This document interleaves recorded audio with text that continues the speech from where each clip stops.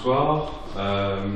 Je suis donc, comme l'a dit Anto, développeur web, mais j'ai une spécialisation parce qu'aujourd'hui, développeur web ne veut plus rien dire du tout. Ça veut dire que, c'est une signification assez générique, mais j'ai une spécialisation, c'est que je suis orienté vers le front. Je vous en parle parce que c'est important que vous compreniez la différence. Je pense que ça peut même vous intéresser. Aujourd'hui, dans le développement web, on a donc tout ce qui est du côté de l'interface utilisateur et tout ce qui est du côté serveur. Donc, vous êtes d'accord que pour effectuer une requête, vous êtes obligé de passer par une interface. Donc, je ne sais pas, vos smartphones, c'est une interface. Vous allez appuyer sur des boutons et ces boutons vont avoir une action qui n'est pas visible à vos yeux, qui va se faire implicitement, on va dire, du côté du serveur. Donc ça va envoyer une requête par internet sur un serveur qui va traiter le formulaire, par exemple, que vous avez envoyé, qui va envoyer les mails correspondants, etc., etc. Vous avez, j'imagine, sûrement dû faire face au moins à une interface utilisateur de type WordPress, Joomla, Silex peut-être, parce que ça existe aussi, c'est une interface pour créer des sites web. Je sais pas, il y a Wix, Jimdo, enfin il y en a vraiment 1 million. Tout ce qui vous permet, l'interface sur laquelle vous appuyez sur des boutons, vous bougez des trucs, ça c'est tout ce qui touche au front.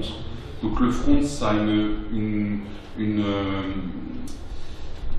partie très importante d'interface utilisateur, donc tout ce qui touche au design, et aussi en termes d'ergonomie, et aussi en termes d'animation. Tout ce qui est côté back, c'est tout ce qui va traiter du côté serveur. Donc c'est beaucoup moins design, c'est du système pur, vraiment pur. Traiter les requêtes, récupérer les infos, renvoyer des infos, etc., etc., etc. Donc moi, ma spécialisation à la base, c'est d'être développeur front. Donc, notamment, créer l'interface.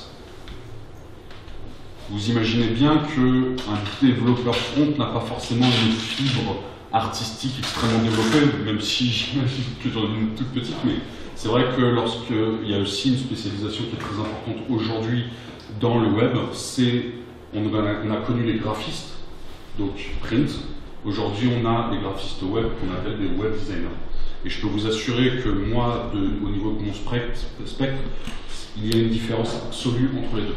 Un bon graphiste print n'est pas forcément un bon web designer, parce que ce n'est pas du tout les mêmes codes. Vous imaginez bien, print, enfin bref, c'est pas du tout les mêmes codes.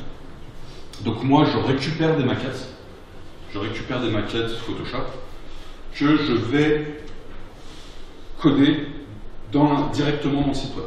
Donc via un environnement de développement, qui n'est forcément pas directement sur le site qu'on appelle de production. Donc j'ai tout ça sur mon ordinateur et je vais coder ce que j'ai en maquette.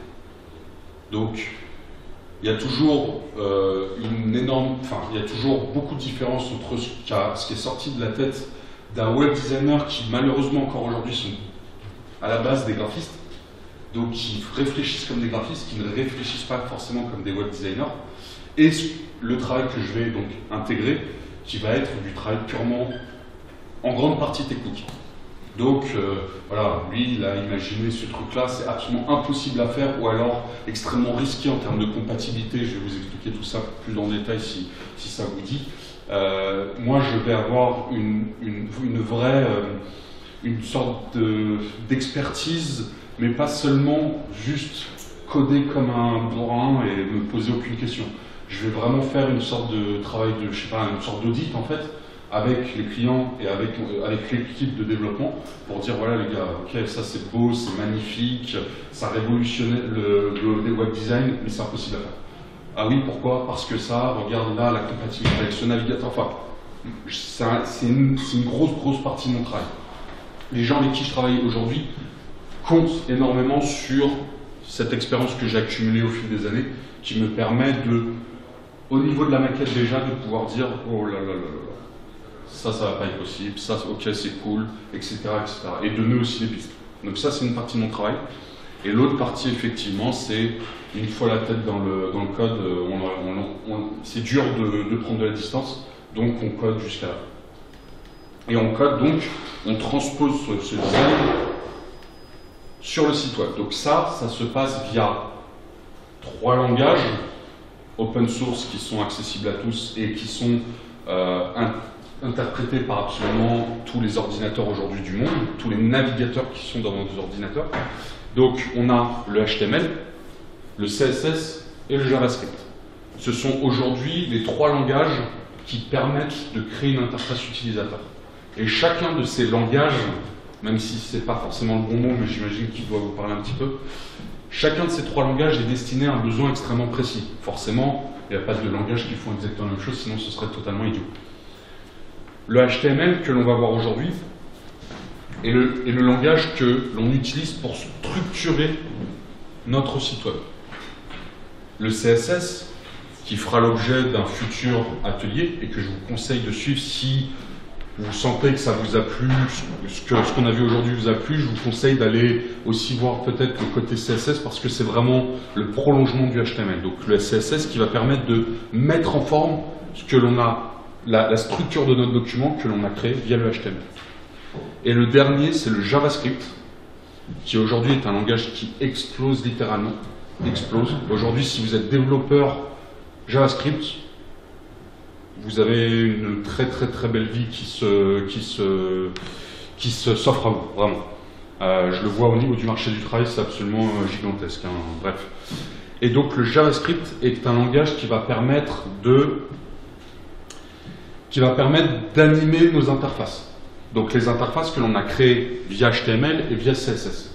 Donc le JavaScript, par exemple, je vais vous donner un exemple très précis, ça va vous permettre, par exemple, lorsque vous cliquez sur un bouton, d'afficher un petit machin qui tourne pour dire à l'utilisateur « attends 2 secondes, ça arrive », ça tourne, et une fois que le navigateur reçoit la réponse du clic que vous avez effectué, il enlève le loader et vous affiche ce que vous avez demandé.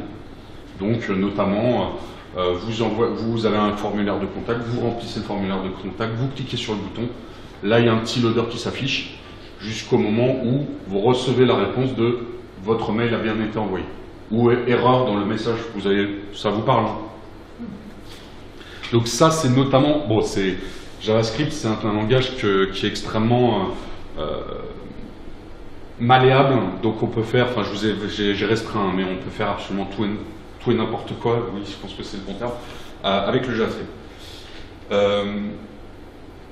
Des questions HTML, CSS, JavaScript, c'est un peu moins c'est un peu plus clair, vous avez peut-être des questions là-dessus. Donc HTML, document, structure de document, je vais revenir là-dessus, de toute façon c'est à ça qu'on va consacrer notre cours aujourd'hui. CSS, mettre en forme, mettre des couleurs, etc., positionner les blocs, faire ce que l'on veut avec le contenu qu'on a écrit en HTML. JavaScript, animation de l'interface.